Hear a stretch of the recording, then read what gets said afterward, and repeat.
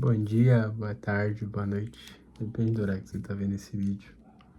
Eu tava aqui pensando e eu quero que você reflita também. Deus escolhe de fato quem a gente menos espera. Deus escolhe diferente da ótica humana. Deus escolhe pessoas que talvez para nós não faça sentido. Deus tem suas maneiras de trabalhar e talvez a gente fique assustado observando. A gente, olhando a história de Pedro, percebe como ela oscilou de certa forma. Pedro foi escolhido por Deus para ser um discípulo e perto de Jesus ser crucificado, Pedro negou Jesus. A gente pode dizer que Pedro viveu o ápice da vida com Jesus e depois desceu até o mais profundo, que ele negou alguém que ele conviveu por muito tempo. Negou Jesus. E se fosse a gente no lugar de Jesus, talvez a gente falaria: Pedro não serve para ser meu amigo. Pedro não serve para ser meu discípulo. Pedro não serve para mim. Eu não quero alguém como Pedro ao meu lado. Mas Jesus tem um olhar diferente. Jesus escolhe de uma maneira diferente. Jesus faz de uma maneira especial, porque tudo com ele é diferente. Ele faz do jeito dele.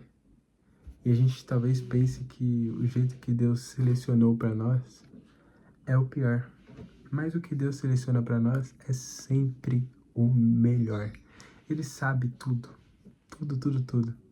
E depois de um tempo, muitos estudiosos dizem, né, que a quantidade de vezes que Pedro negou Jesus foi a quantidade de eu te amo que ele falou. Quando Jesus perguntou, né, para ele: tu me amas? Ele diz 3 vezes: Senhor, tu sabe que eu te amo. E Jesus restaura Pedro. Pedro tá lá em Atos 2 e ele é cheio em Atos 2. E olha que legal. Pedro negou 3 vezes. Para cada negação que Pedro teve, ele teve um perdão, falando que Jesus, eu te amo. E para cada negação e para cada perdão de Pedro, foram 1000 almas, porque mais de 3.000 almas.